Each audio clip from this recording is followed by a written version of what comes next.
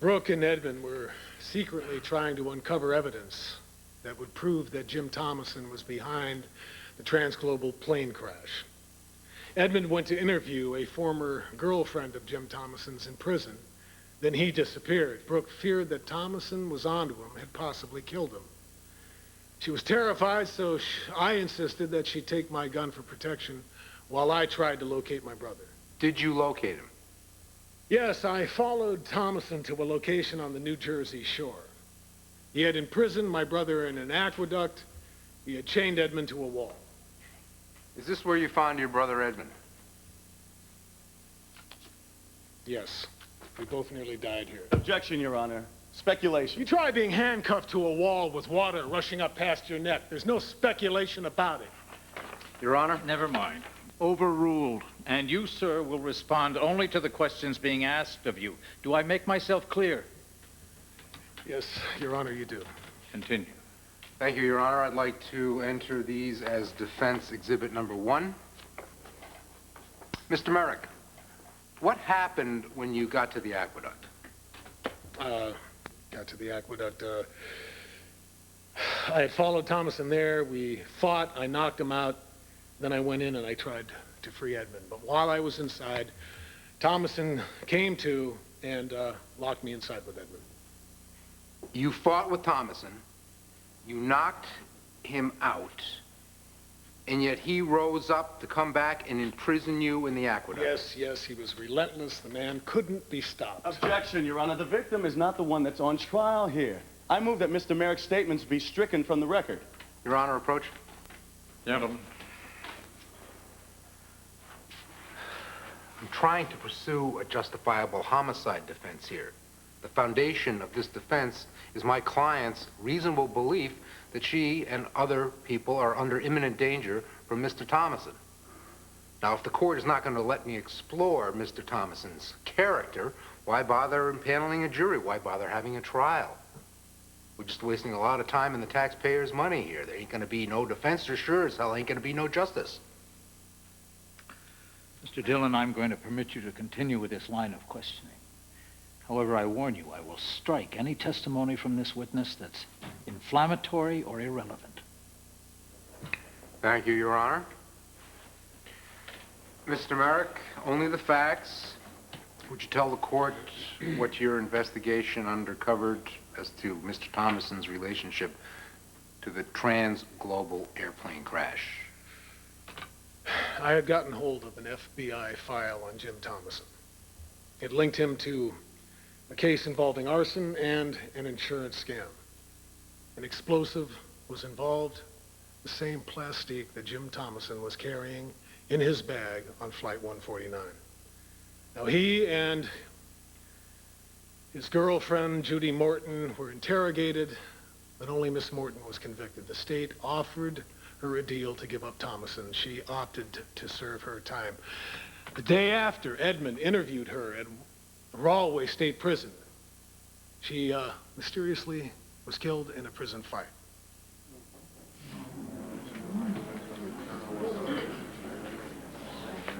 Your Honor, I offer this FBI file as defense exhibit number 2. No further questions. Mr. McLean. Cool heads prevail. Huh?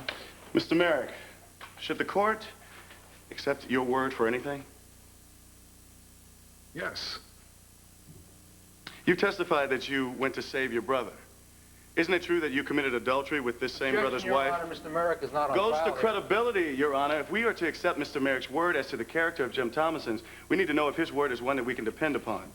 Adultery is not a crime in this state, Mr. McLean, nor is it conduct that goes to the witness's credibility. Therefore, the objection is sustained. The jury will disregard. Ask your next question. Mr. Marick, did you kidnap your brother's child? Objection, Your Honor. Mr. Marick was never convicted of such a crime. I'll rephrase. Mr. Marick, did you take your brother's child out of this country without his knowledge or consent? Objection. Overruled. Answer the question. Yes. Yes, I did.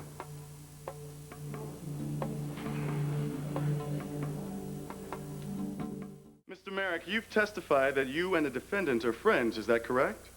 Yes, we're very good friends. Very good friends. Are you her son's godfather? No. Did you go to school together? High school, college, grad school? No. Did you ever send her a Christmas card or a birthday card? Objection, Your Honor, irrelevant. I'm simply trying to figure out the nature of Mr. Marick's friendship with the defendant. Overruled. Now get to the point, Mr. McLean. How long have you and the defendant been very good friends, Mr. Marick? I don't know when our friendship began. Over 5 years ago? No. 2 years ago? No. 1 year ago? A few months ago. Ah, a few months ago. And yet you posted $1 million in cash as bail for her. Yes. I care about her. Are you in love with her? Objection. Overruled. Answer the question. No. You say you're not in love with Miss English. But didn't you initially confess to killing Jim Thomason yourself? Objection, Your Honor. The witness has already answered the question. Overruled. Didn't you?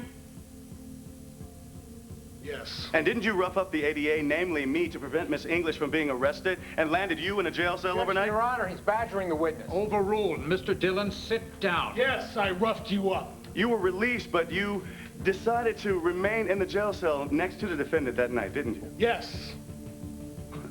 Well, then I think it's quite obvious, Mr. Marick.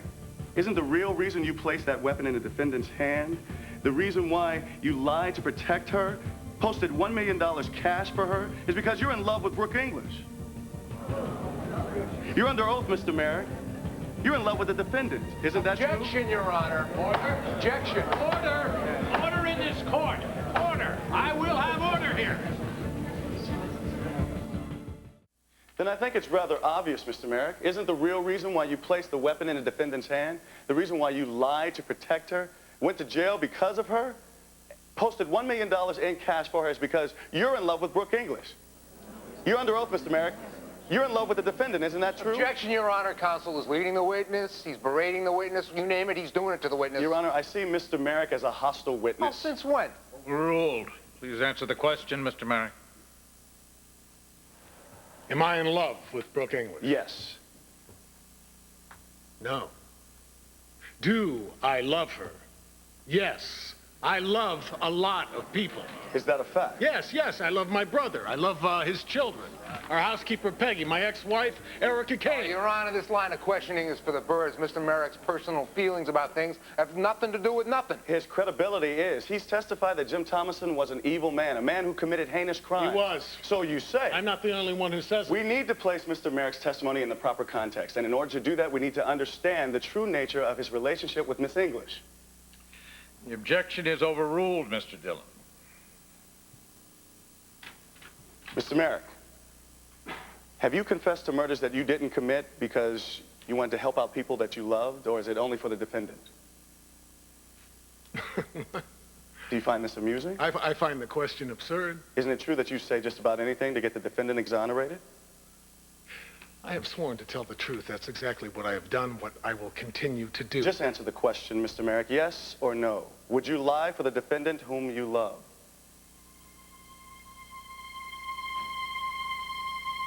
Yes. I have no further questions at this time, Your Honor.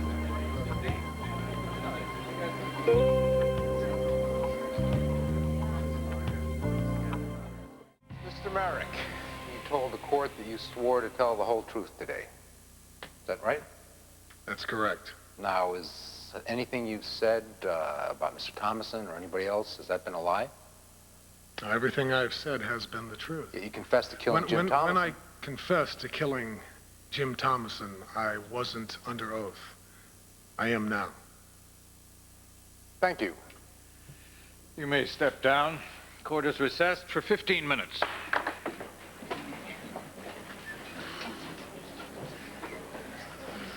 You hanging in there? Yes.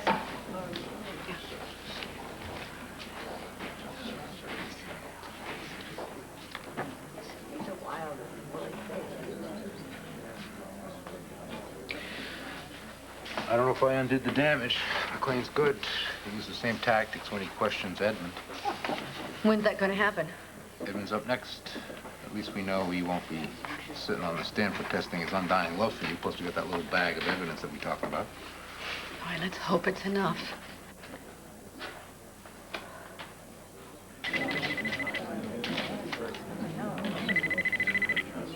Hello.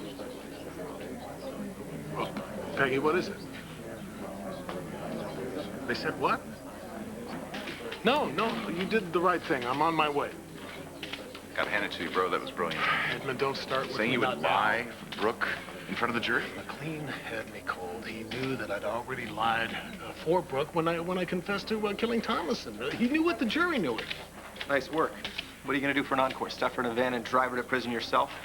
Just make sure you remember to throw away the key. I'll handle it, okay? Looks good kill. Looks good kill. He'd be dead right now. Pat, maybe it's not so bad because Dixie, Trevor all you can had to talk. do is take one look at the jury to know how bad it is.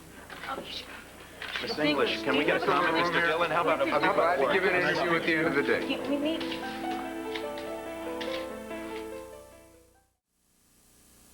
I don't know what to say. Neither do I. If I did anything to damage your case, Brooke, I never meant to.